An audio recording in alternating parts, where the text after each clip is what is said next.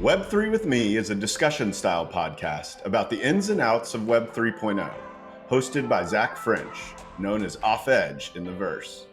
From crypto to NFTs, DAOs to DeFi, we cover the abstract philosophical promises and the new business models enabled in this new decentralized world.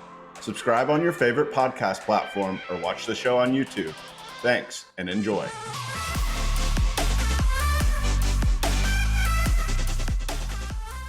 Zach French is a bar-certified attorney, and nothing expressed by Zach during Web3 with Me shall be considered legal advice. All the opinions expressed by Zach and his guests are solely their own opinions. All content in Web3 with Me is for informational purposes only. Zach and his podcast guests may maintain positions in the securities discussed during Web3 with Me. Thanks so much for tuning in to Web3 with Me. It is our mission here to educate, and we realize that some basics of Web3, like WTF is a digital wallet, might be helpful for you to know.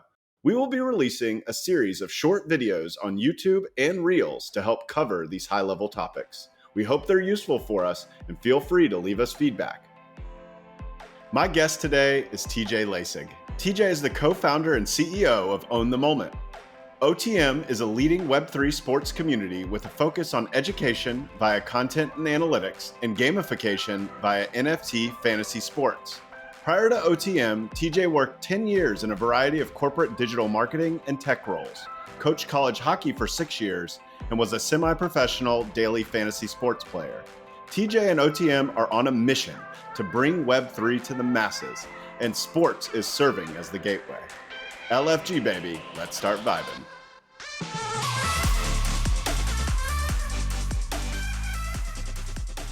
Welcome to the show, TJ. Hello. Thanks for having me. Happy to be here. Yeah, man, I've been super excited since we first talked about this conversation to get to dig in a little bit more to what you're doing and share it with people. You've got some pretty cool visuals, which we can pull up at the right moment to kind of show it off a little bit. But the way I always like to start is by getting to know you a little bit better and letting my audience get to know you a little bit better and what makes TJ TJ. So give me your founding story. Could be Web3 or it could be before that.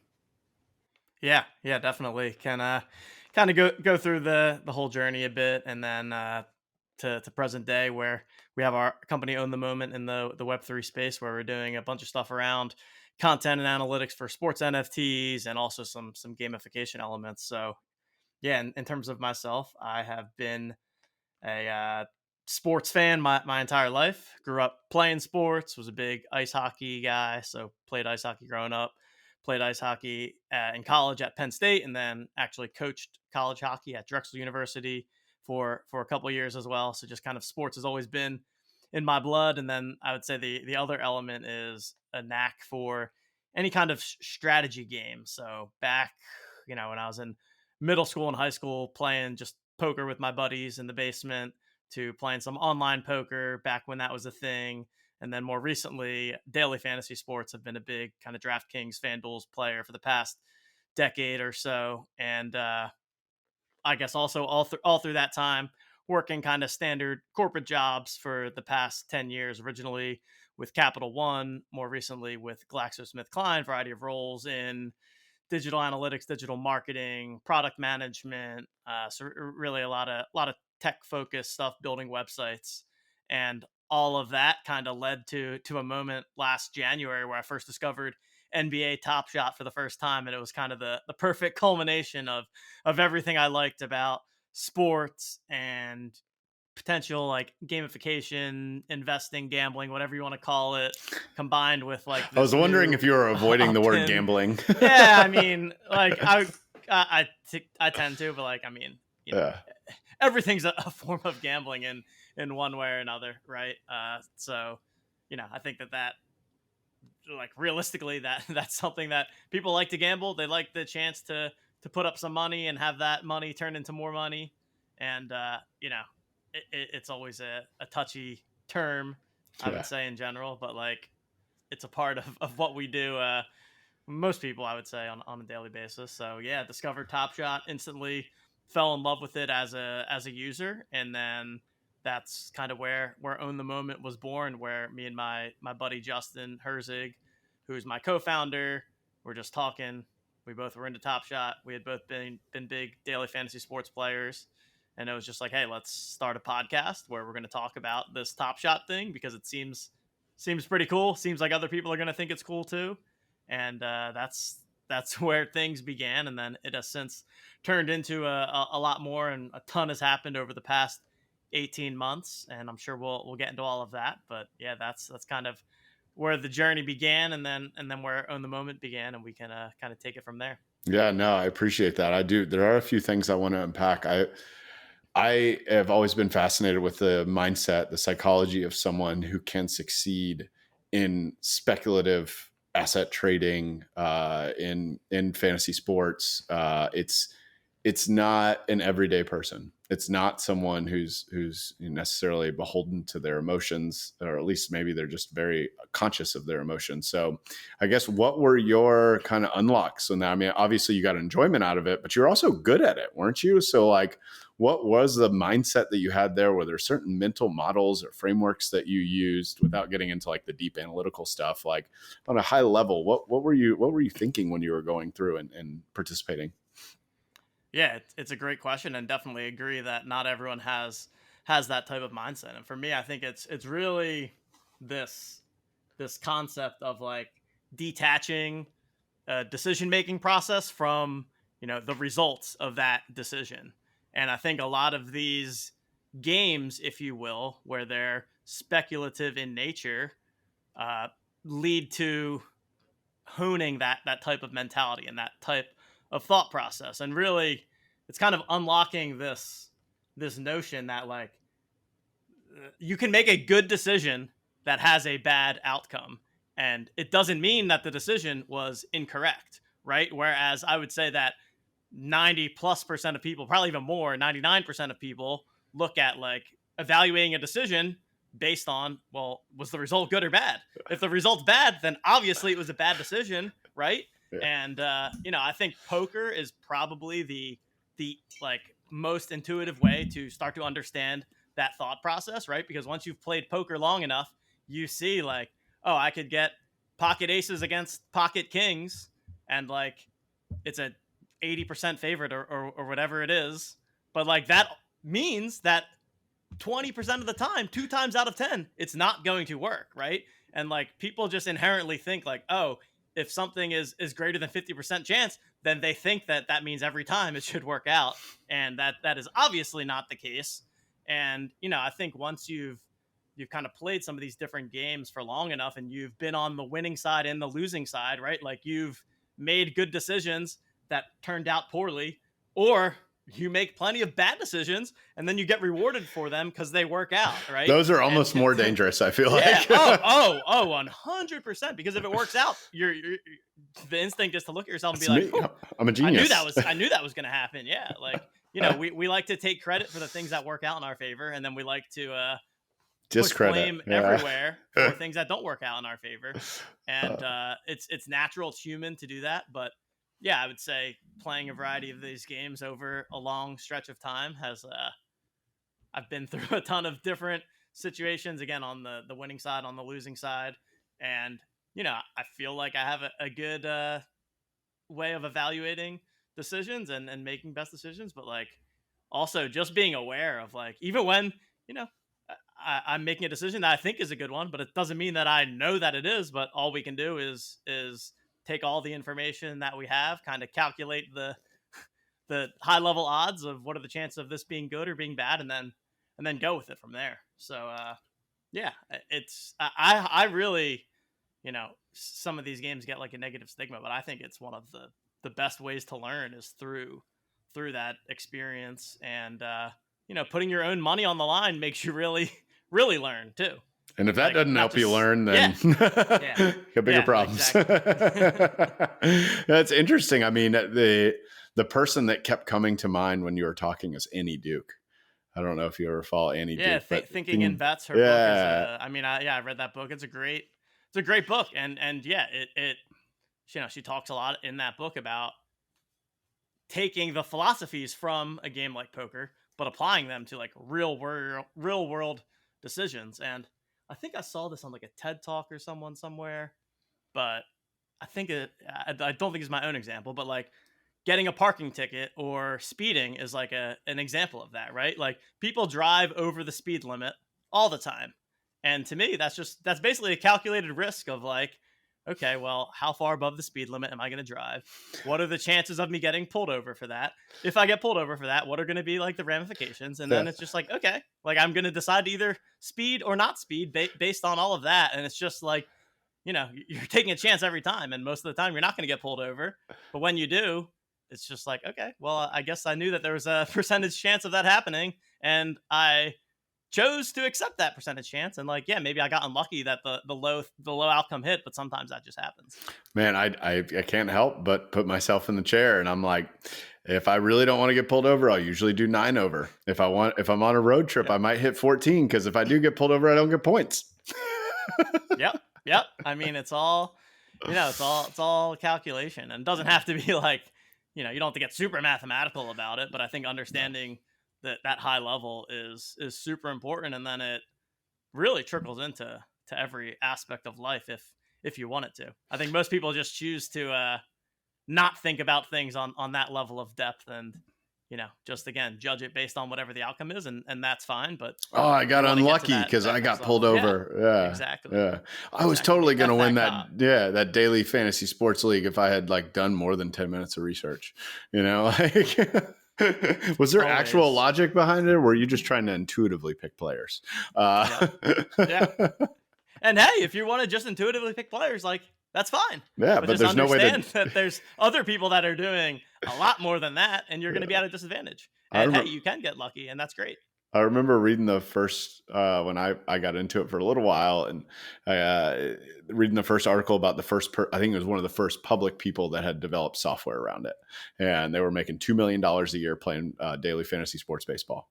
And I was just like, all right, let's go. There are analytical models that can be built that help you win this stuff. And I had spreadsheets for a while and all that. It was interesting. I've actually come to find out through stocks, through NFTs, that I'm not actually great at that. And I'm okay with that. Like now, I don't necessarily participate in that way anymore. I could change my thinking, or I could just be comfortable where I'm at. I'm a very emotional person. In fact, on my 3rd podcast, I cried. You never know when I'm just going to let out these strong emotions. Sometimes you got to just let the emotions go. Let them lead the way. But so the other half of you during this experience is doing a combination or of digital marketing, product management. I come from a tech background. I kind of understand what's necessary there, but what skills were you learning along the way in your professional career that was helping kind of like build towards this entrepreneur founder mentality? Yeah, I think first and foremost is kind of the analytical mindset, and starting with that as the foundation. And again, that's kind of shown in my hobbies and kind of side gigs over the years. But my first job out of college was with Capital One in what they call their analyst development program. So back then, I think there were like 220 of us fresh out of college that we all moved down to Richmond, Virginia, or the majority of us in Richmond, Virginia. So that was a really cool experience, just because it was a bunch of like-minded people that were all in the same life scenario of leaving college, ending up in, a somewhat random city of Richmond, but a lot of people that, were instantly able to become friends with and learn from.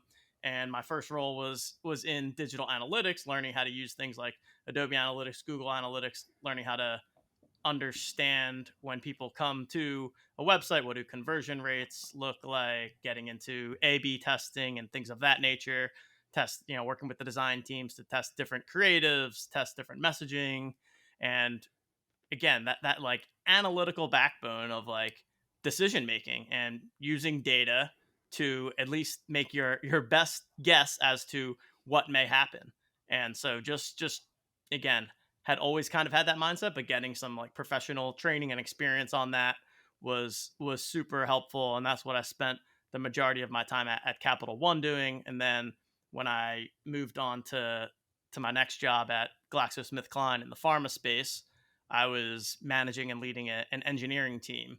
So moved kind of from the the analyst side to more of the product side, and managed a team for the first time, had a team of 12 engineers. We would do all of the analytics implementations and some of the product experiences on our websites. And, really for me, it was learning how to be a leader and manage different people and manage different stakeholders, and really understanding that at the end of the day, like most things is just a people game, right? It's about understanding the different people that are surrounding you, understanding their strengths, their weaknesses, what interests them, what doesn't interest them, and using all of that to be like, okay, let's accept that these people are who they are as humans first and foremost, and how can we work within those parameters to kind of get the highest performing team based on the skill sets and the personalities that we have.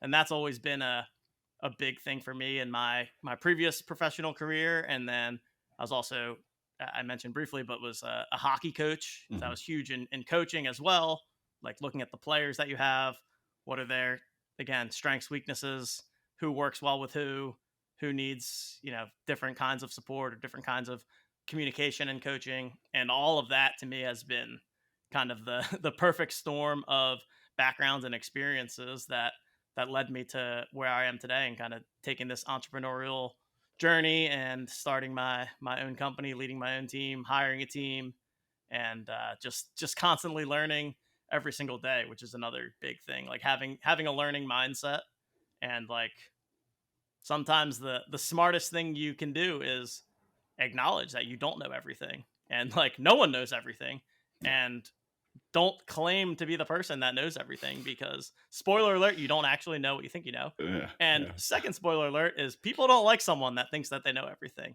because people like to be the one to know things. yeah. So yeah, That's great, man. That's timeless advice, and it's funny. I skipped over your sports career, which I should not have, but it sounded like that was really the foundations of both playing and coaching sport just carried on through your professional career and all your side gigs and everything. And that's really cool to hear. I'd love to kind of segue now to Own the Moment.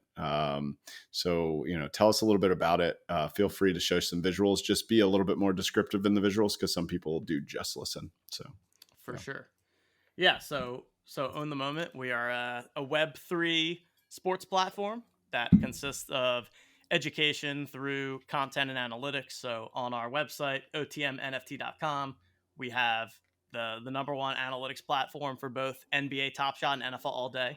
So for those that maybe aren't familiar, those are the two products from Dapper Labs that are officially licensed by respectively the NBA and the NFL, where people can own officially licensed digital collectibles and moments from those sports. And so what we do is provide information on the market and how things are performing, so people can just get high level view of like price tracking over time.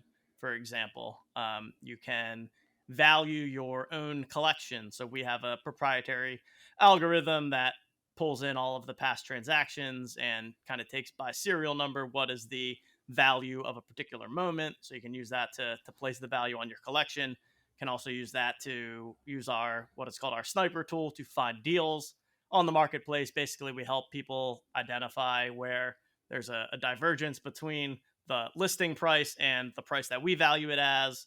And then also some elements of in Top Shot and in Allday, there's these things called challenges, which is a big part of the product, where essentially you need to own a set number of moments. And if you own all of those, you complete the challenge, which then earns you some sort of reward. And that reward could be a free pack. It could be a special reward that is only eligible to be received for people that complete the challenges. And really the kind of the original mission of Own the Moment that has not changed is this idea of education in Web3. I mean, the stuff it's new, it's complicated, it's scary, frankly, for most people.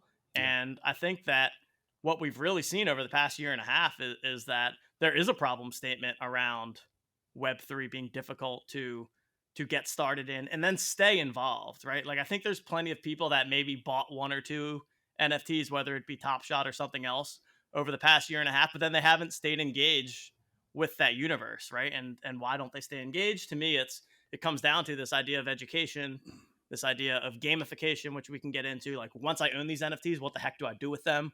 Like, what keeps me coming back to the platform?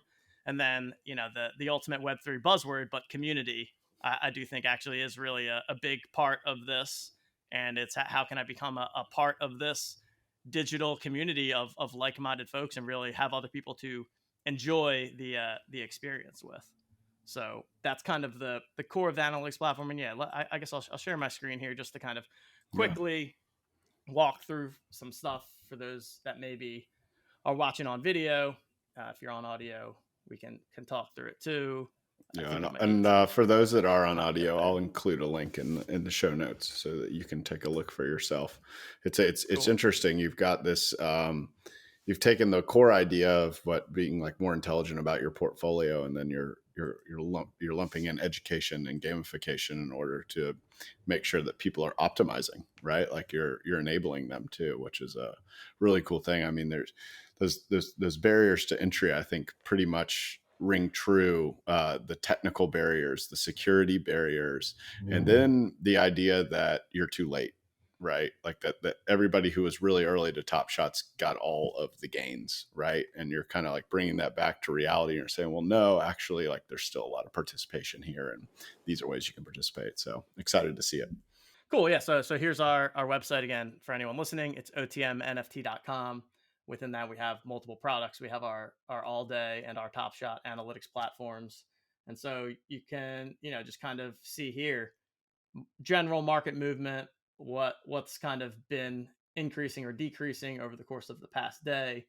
We've got the challenges that I mentioned. So here's a challenge that is live right now where there's 4 moments that you need to complete, or 4 requirements that you need to hit in order to complete the challenge. So we just show people, you log in, you connect your account, you verify your collection, and then we are able to show you what is your progress against the challenge, how much more would it cost you to complete that challenge. And, we're not here to spoon feed people on the exact decision to make, but more so just provide that transparency and provide them with all the information they need to make their own decision, so that based on their collection, based on their goals, based on everything that they're trying to accomplish, what's the best strategy for them. And then we have, sorry, did you have a question there? Yeah, no, I was going to say that the one of the barriers that you touched on that people have is that, like, and that I talk about on almost every show, is it's like drinking from a fire hose to participate in the space.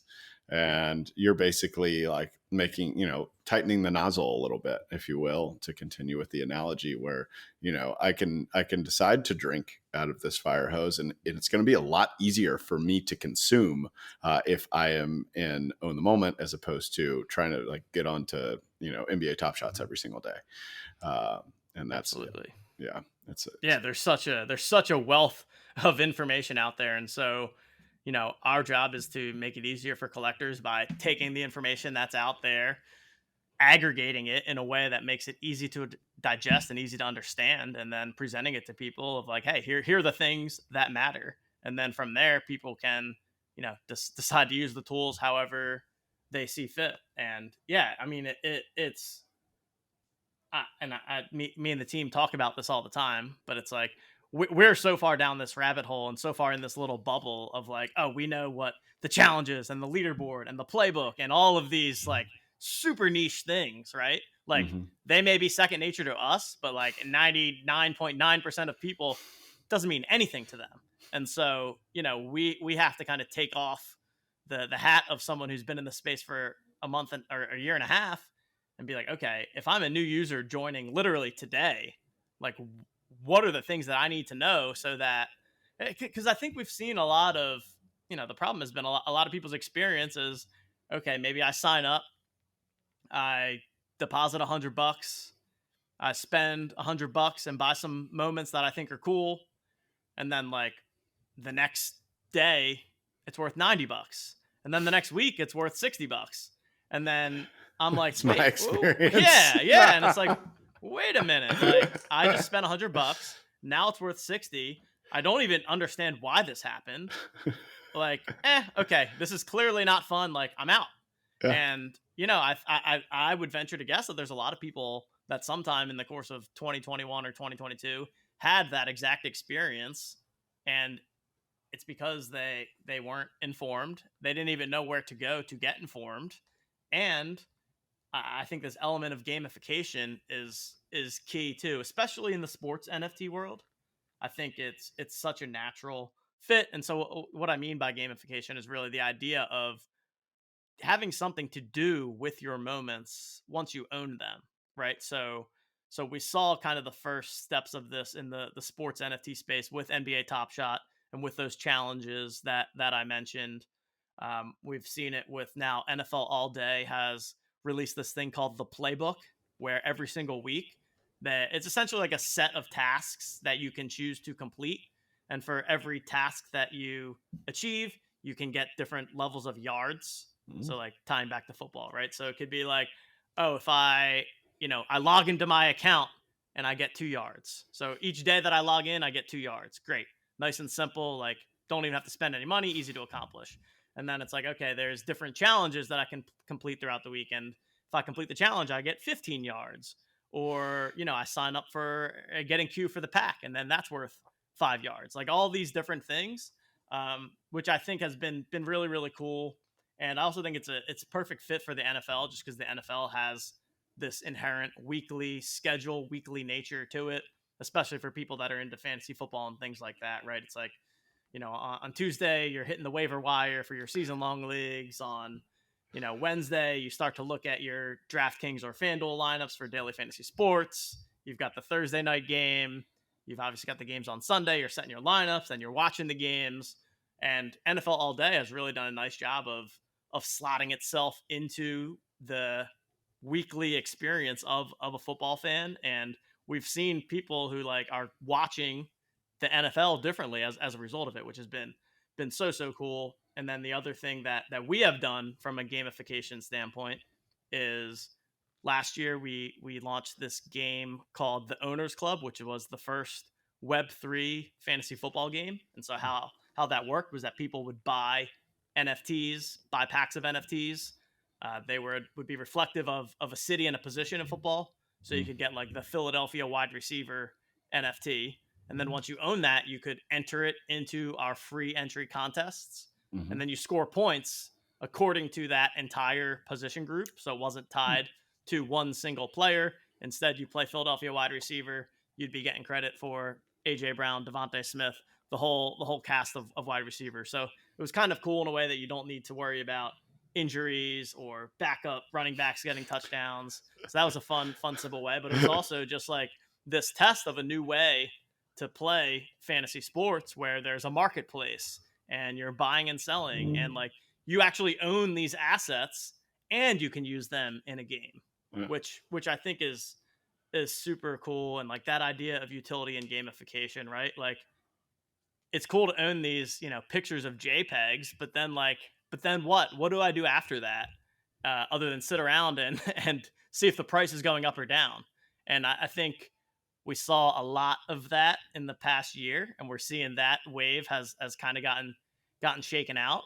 And it's like, all right, this world of like, I'm buying this JPEG and I think that it's going to become my retirement fund, is that I'm going to sell this picture to someone else in the future for more money.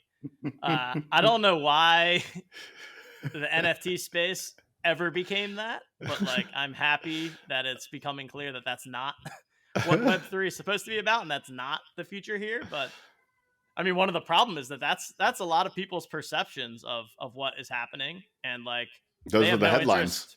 Yeah, those are the headlines. And like, people don't have an interest of digging even half of a layer deeper beyond that. They see the headline, they see NFTs and crypto are, a scam or whatever. Most of the headlines only come when things are either like outrageously good or like outrageously bad. That's what evokes the most emotion. Yeah. And it makes sense that that's been the headlines.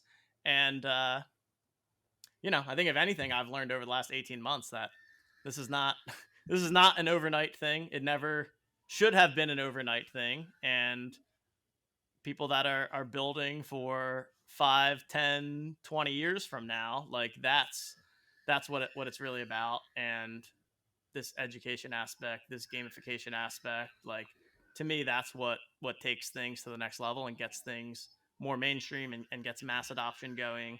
And that's also why I'm just super bullish on sports NFTs in particular, because it just makes the most sense, the most natural transition. Like, we think about the normal life of a sports fan historically, like collectibles has always been a part of it, right? People collect sports cards, they collect Memorabilia. game worn jerseys, a signed football, like you name it, right? Like, that's inherently something that has been part of being a sports fan.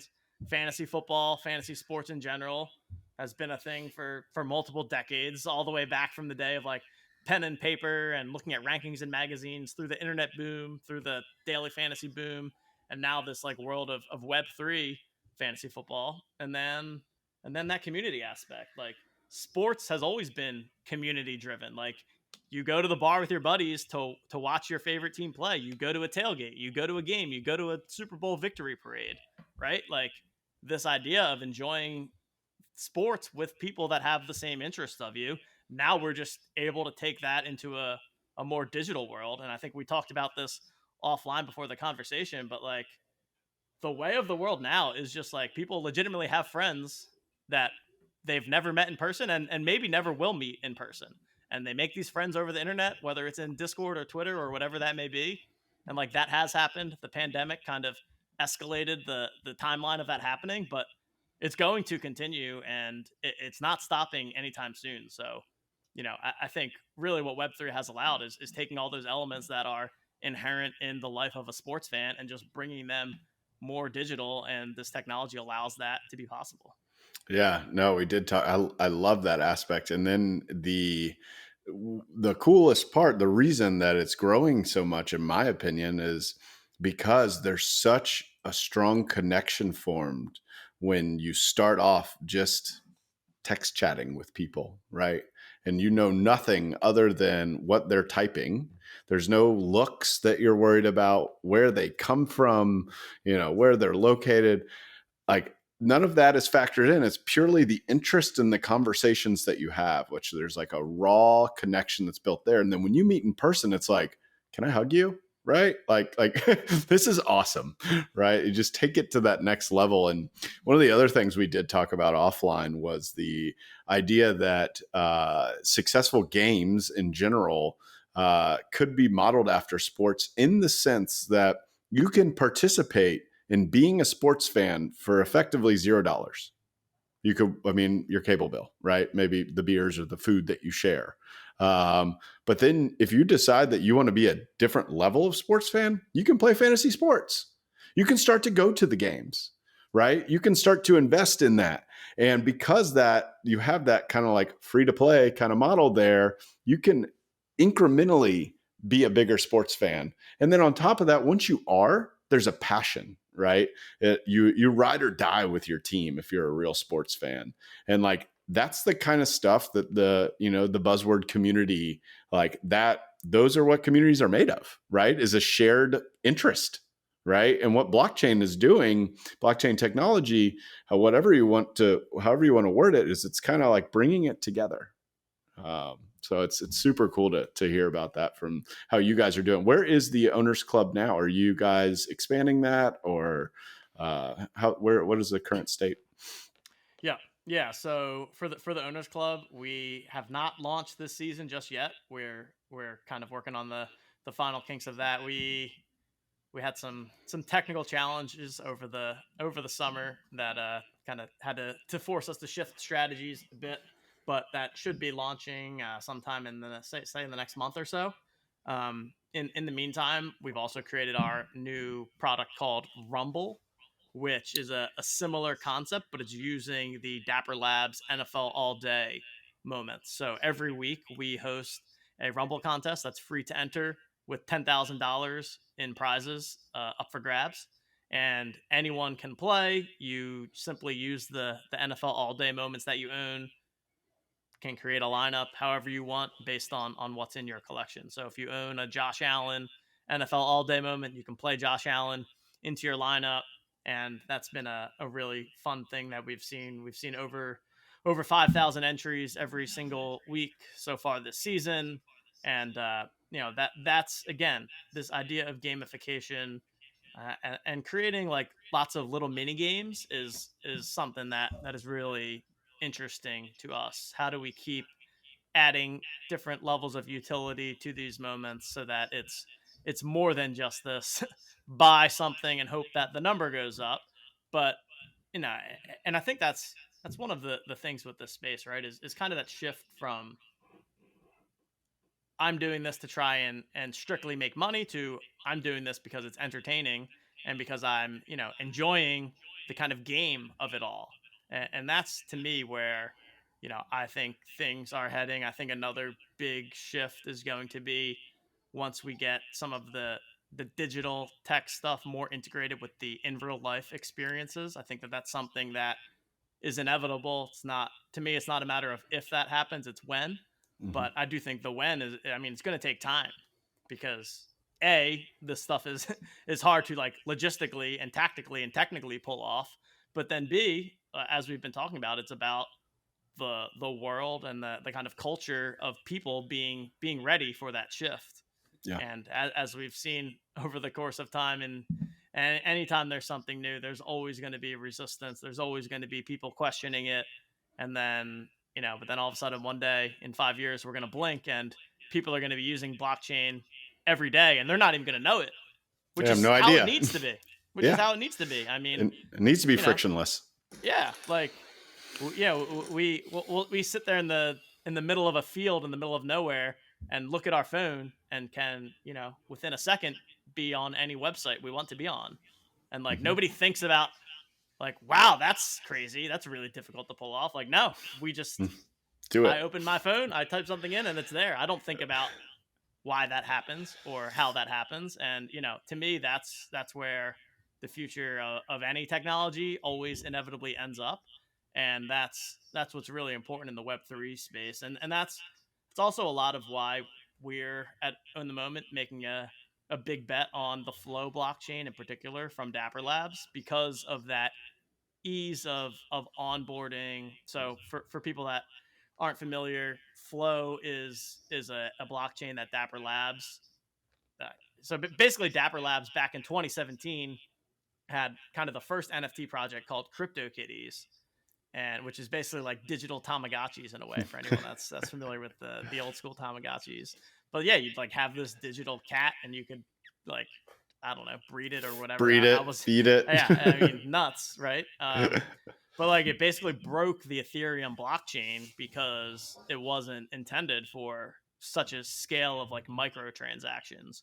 And so they kind of use that as their use case for like, okay, this concept of NFTs and the ERC 721 standard is like a thing that works, but it's not going to work on this kind of network. We need to actually go out and build an entirely different blockchain that is intended for more of this consumer level products and kind of these microtransactions. So they set out, they built the Flow blockchain. Flow is super easy from an onboarding standpoint because you just need an email and a credit card, right? You don't need to worry about MetaMask wallets and private keys and all of that, which is a major barrier. And on top of that, they've got big brands like the NBA, like the NFL, like the UFC, La Liga, starting in sports, big brands that are going to bring consumers with them. And so we've been kind of shifting our ecosystem to be fully centered around the Flow blockchain for now. And yeah, it'll be interesting to see kind of how things shake out over the next couple of years. And I mean, the thing that always gets me is like NBA Topshot blew up way sooner than anyone was expecting it to. Yeah. Right. And so like you put yourself in Dapper Lab's shoes and you're probably like, all right, we've got, 5 years to figure this out and get it mainstream. And then like 5 days later, it's like, oh shit, we got to figure it out now. And, people are trading these things for hundreds of thousands of dollars. Like what just happened? So yeah, it's crazy, man. But I think sports and NFTs is just like match made in heaven, and it'll take some time, but sports fans everywhere are going to be involved in the Web3 space in one way or another. Yeah, absolutely. It's an interesting side that I have been exposed to a lot recently. We both mutually know Brian Zwerner, who has just opened my eyes to this. I mean, I always knew the use case was there, but I've gotten to learn so much, right? Like just to see that alignment between flow, just flow keeps coming up, flow, flow, flow. So, they're obviously doing something right over there. They've definitely wowed a lot of people. They've onboarded a lot of people. The sign in with Google, put in your credit card was super helpful on Top Shots in terms of like making it easy to use and not think about the fact that you are on the blockchain at all. There's these recurring themes I keep hearing from you. I keep hearing education and gamification, and we've talked about them somewhat. But one of my questions where I feel like these could integrate in is, how are you going out there and getting customers, and then how are you keeping your customers happy, right, and keeping them engaged? Do you have like certain strategies that you're doing to make sure that people know about Own the Moment and all your ancillary projects? Yeah, that's a great question, and a good challenge to go after. I would say the large majority of our growth so far has been completely organic. So we're right now not spending any money on paid marketing. Kind of the typical user journey is that a sports fan discovers NFTs through either Top Shot or NFL Allday, and then once you find those products, you're kind of inevitably going to find Own the Moment shortly after if you go that next level deeper. So we've seen upwards of 65% of active Top Shot users use the OTM platform, and then for NFL Allday, it's more like 80%.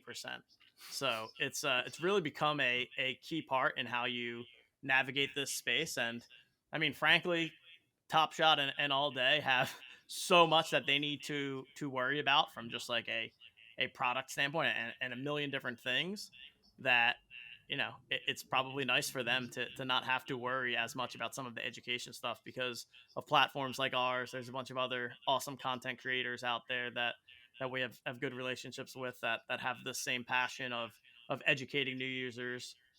So I'd say that at first, but then I'd also say that it's you know you'd be surprised sometimes at people that don't know about us, or at least don't know about all of our products, is one thing that I've learned. And so we've been much more intentional over the past couple of months of kind of cross selling within our platform.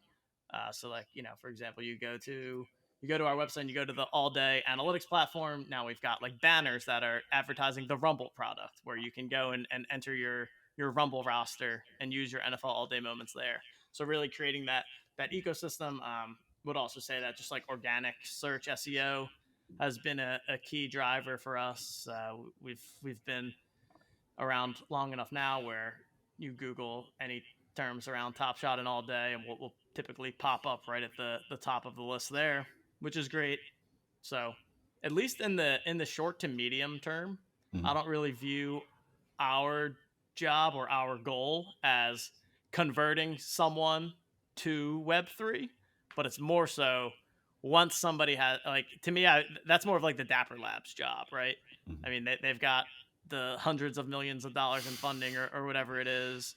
They're constantly out there trying to get people that don't have a Dapper account yet to sign up for one. And you know, to me, I want to continue leveraging that arm and let them do the heavy lifting on the pure customer acquisition side. But then for us, it's like, okay, how, like, once people are in the door, our job is to keep them in the door, essentially, right? Provide them with that level of education and comfort and games to play and things to do and people to talk to, a community to be a part of. To me, that kind of stickiness, and we've seen like great stickiness in terms of customer retention, and people really enjoying the product experience. So that's really the life cycle that we've been looking at here. And as the macro market grows, and as this goes more and more mainstream, just being top of mind and being a core part of that new user experience is the goal at OTM. That's cool. That's do you have Discord, I assume? Is that how you're managing your community? We do, yeah. Yeah, we actually have three different discords right now. And yeah, we're launching our own actually like profile picture type of NFT called the Jolly Jokers. That's going to be launching on Flow in October. And there's another element there where we're using that to like connect this ecosystem that we have. So even as you heard today, right? It's like, oh, we got the analytics, and then we've got the owners club, and then we've got Rumble. Like there's a lot of different things going on, which has been, part of the fun of building that the past 18 months is trying a bunch of different stuff, testing things out, see what works, see what doesn't. But the Jolly Jokers is going to kind of connect that ecosystem together. And one of the things that we're super excited about is that our analytics site it's been free to date. It's going to be moving to a premium service behind paywall with a standard weekly, monthly, or annual subscription. But if you own one of our Jolly Joker NFTs, you can log into our website with your wallet. We check and verify that you own one of the NFTs, and then you automatically get lifetime access to the premium content for both Topshot and for Allday.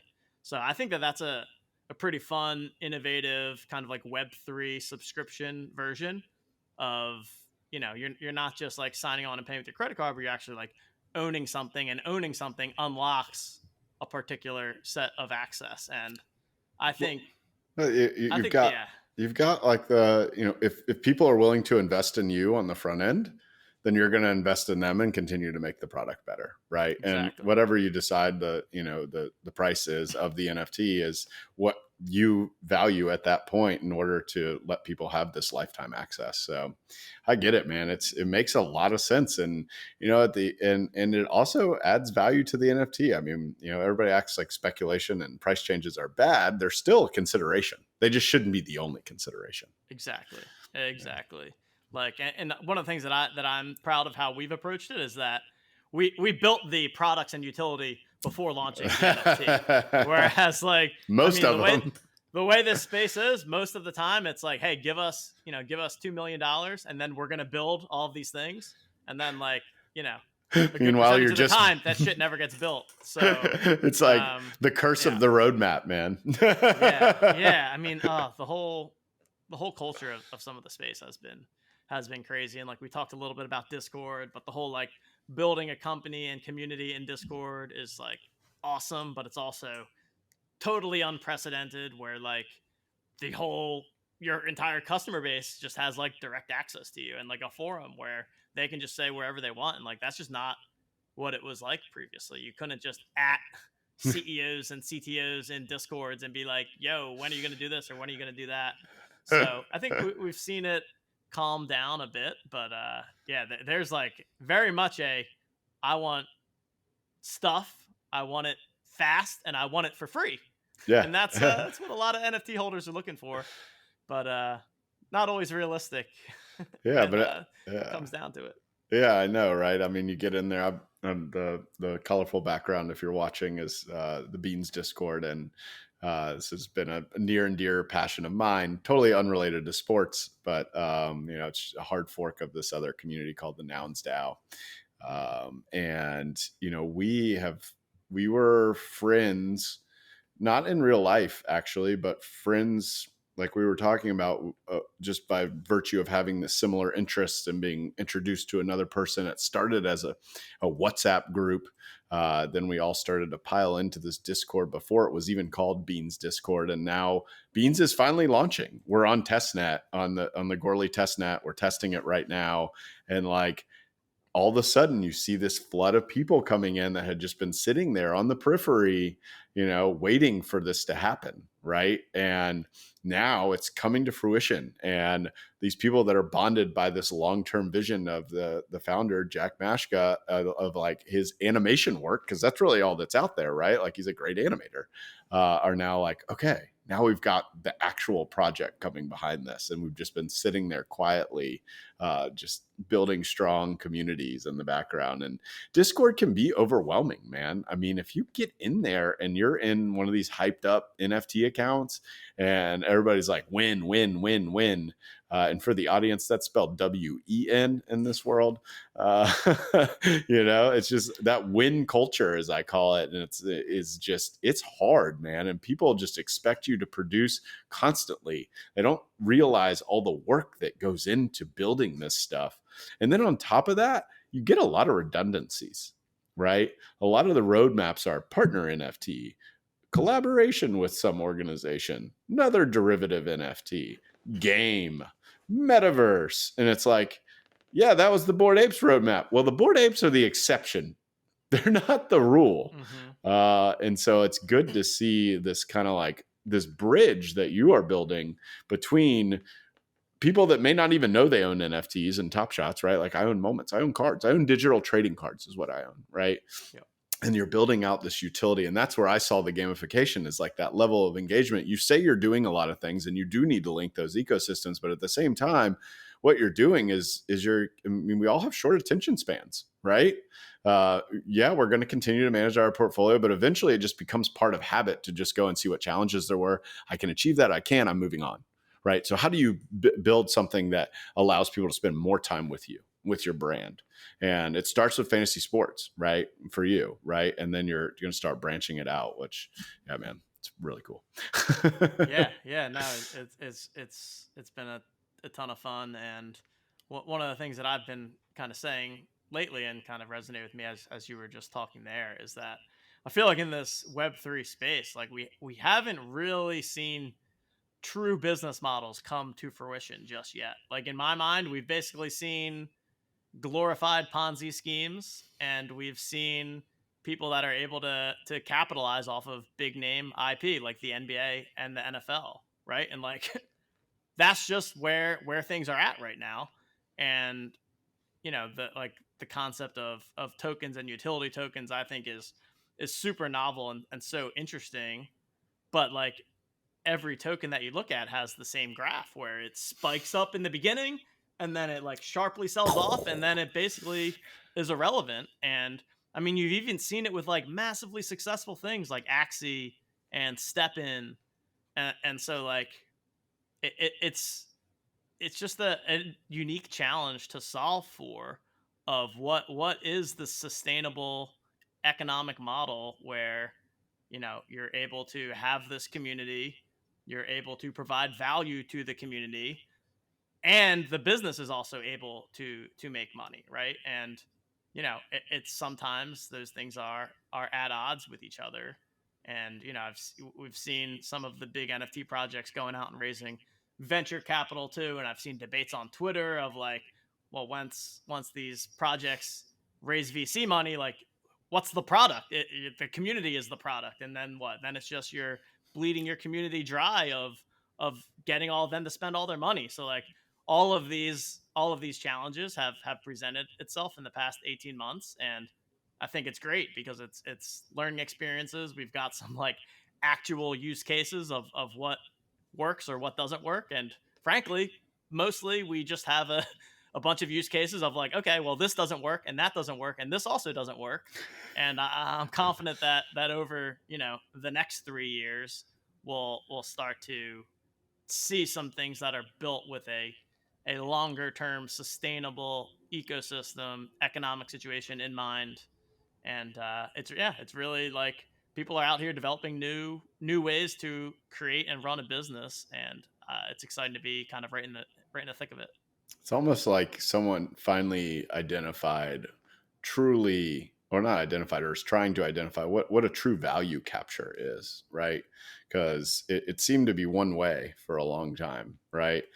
But that didn't negate the fact that by owning an NFT, you are invested in whatever that NFT signifies, right? So you have an incentive to promote that NFT, to talk about it, to do all that. But like early on, it was just about price, right? Digital art is making a big footprint. All the major auction houses are investing in it. And there are obviously a lot of people who are bridging from fine art to digital art. The MoMA sold $70 million worth of art so they can start to make room for this digital renaissance that is coming. But that doesn't support these astronomical prices, right? It creates a new category for sure, but that doesn't negate all of the shit, frankly, that has been released. Yeah.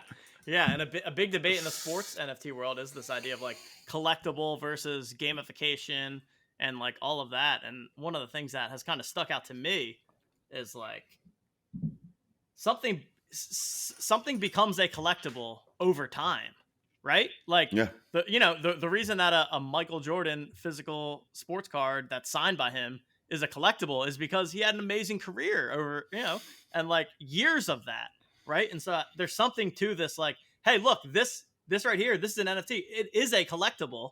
It's like, well, it's only a collectible if the market deems it to be so. And so, you can't like force it, I guess, is what I would say, of just being like, oh no, trust me, this is a collectible. Like, to me, things become collectibles over time. You can't just like force it into like, hey, yeah, I swear this is a collectible. So I think that's also been, interesting too. Basically the sample sizes on all of this stuff is just so small, and it was, and so like outrageously hyped up, and then there's just not, going back to the original conversation, analytics and data, sample size is always something that comes up, and like we just don't have the sample size yet. We're getting there, and we're seeing, like I said, use cases pop up, but you just can't force it into being a certain direction. Like, you kind of just have to let the market play out the way that it does. And that's another reason where, like, one of the things I always say with the team is we, like, it's good to have, a big vision and a long-term plan, but like, you can't marry yourself to anything other than the next 6 months, because I mean, everything is so new that the whole macro landscape could change in 6 months. And so it's about that perfect blend of like having a big vision and a long-term goal, but also being like very willing to adapt and change at the drop of a hat based on what happens in the industry around us. I love that. I love that. I actually, I was listening to I think we have a mutual listener, Gabriel Layden, talking about how that characteristic, the ability to have the conviction to move forward at all costs, but also be willing to pivot off of something you've been working on for 6 months if the market changes. That is essential. That dynamic capability, that ability to respond to a change in the market like we're experiencing right now, is going to be what sets people apart. That's an awesome explanation of everything and your philosophies there. I totally dig it. I think that the audience will love to hear how the sports side of NFTs is doing. I mean, I think, if I'm trying to cater to this everything kind of Web3 podcast, I have spent a lot of time on the art side. And so beginning to dive deeper into the sports side, where an obvious use case has been there, but no one has built it yet. Maybe Own the Moment is it. I love that. So I usually close these interviews with 2 closing questions. The first one is, how do you describe Web3? Web3. Oh, great question here. I mean, for me, Web3 is about the fact that you can digitally connect with other people. And I mean, the what is it, the read, write, own, like Web 1 2 3 Chris is Dixon the thing, kind of yeah. traditional answer. But for me, it's about a way to kind of digitally express your identity. And people, like, I envision a future world where people's digital collections are like truly an expression of what they're a fan of, and whether that's sports or art or music, right? And Web3 for the first time allows people to truly own that stuff rather than it sitting on other platforms, essentially. I think it's really unlocking this idea of the creator economy and the fact that value created is more equal to value earned, right? And like allowing the people that are creating value, however that value may be, and those people having the ability to directly, financially, or whatever it is, benefit from and interact with their communities in a more one-to-one way than ever before. Whereas historically, there's always some kind of middleman sitting in between any of those transactions. And to a certain extent, there always will be. I mean, I'm not like a full decentralization maxi. I just don't think it's realistic.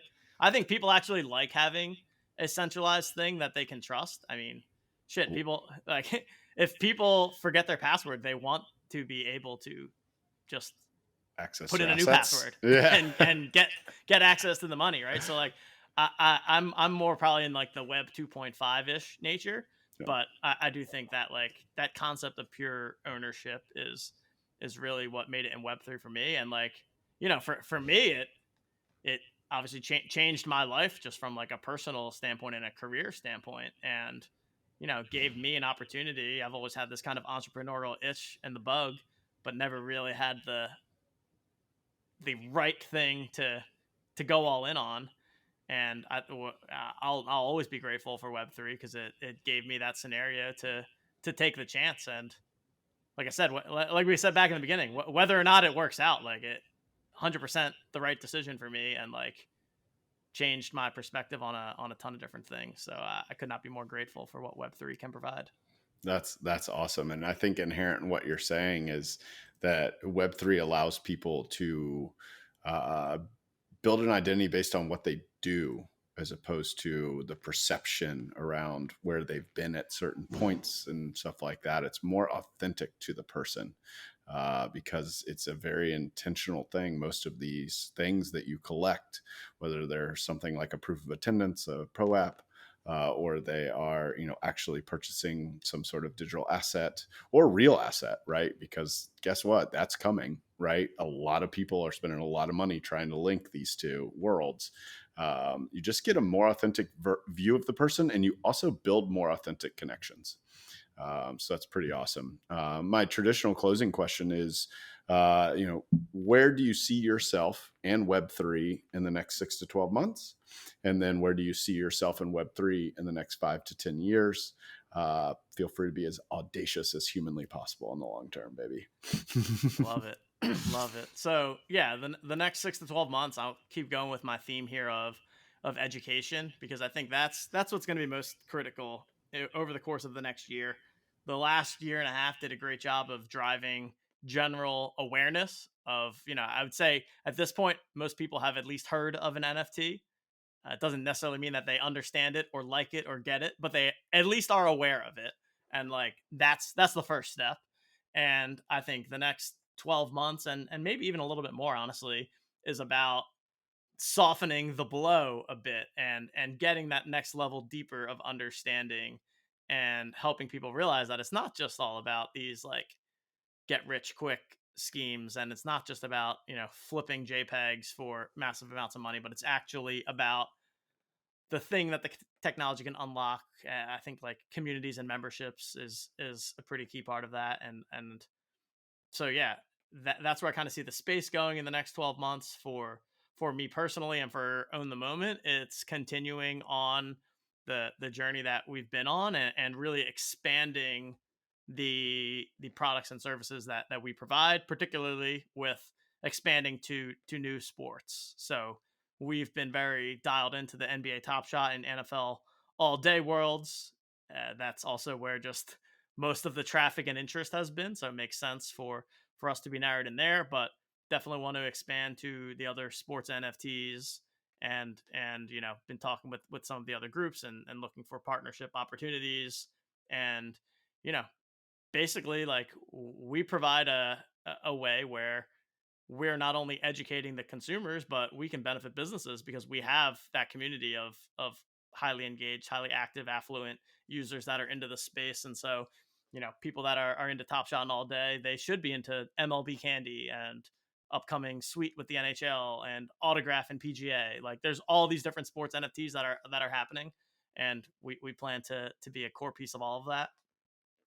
And then yeah, 5 to 10 years. I mean, that's where I think I said this earlier, but I think that in some way blockchain becomes a part of everyday life, and people don't even realize it. For me, one of the use cases that really excites me is this idea of ticketing and tying to in real life experiences. So, we've already seen like Ticketmaster and Flow have some sort of deal, right? And I think the NFL is involved in there too. But I think over the next couple of years, when you're attending a sporting event or a concert, like your ticket is in itself an NFT, and it's tied to your wallet, and you go to the game, and that's what you're scanning in with. Again, it's going to feel exactly the way it feels today, where you're scanning your phone, but it's going to be tied to your wallet. And then to me, what that unlocks is things like, okay, I go to an Eagles game, and after the Eagles game, because they have also a partnership with NFL Allday, it's like there's an exclusive Jalen Hurts moment from that Eagles game. And the only way that you can get that is if you were actually at the game. And that's like a true collectible experience, right?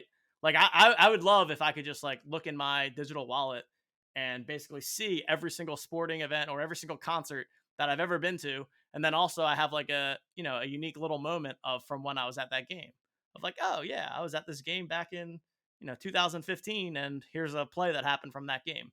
Like, again, I think that that's cool use cases that can kind of go mainstream. It's not about like, I'm not trying to get that in my wallet so that I can sell it and make money, but it's like actually this experience of community and such. So I think, the intersection between in real life events and NFTs and the digital wallet is really what's going to break things open mainstream. And like we said, people won't even know that it's happening. Yeah, it just sounds like it's like a more accurate profile, like just building on your earlier point when you were describing Web3 of like, hey, this isn't necessarily about you being worth more money. This is about who you are. And you've never been able to have that kind of disintermediation of you and your teams and you and your experiences without the blockchain, right? And now it's going to be possible. So great. What a great way to close, man. This has been freaking awesome. I've loved this conversation. I can't wait to share it with everybody. And thanks for coming on. Yeah, thanks so much for having me. Really enjoy all the stuff that you're doing here, and excited to see where things go in the next 6 months to 10 years. To 10 years. All right. Thanks. Thanks for tuning in to Web3 with me. If you enjoyed the show and want to help us grow, please hit the subscribe button on YouTube or leave us a review on Apple Podcasts or Spotify.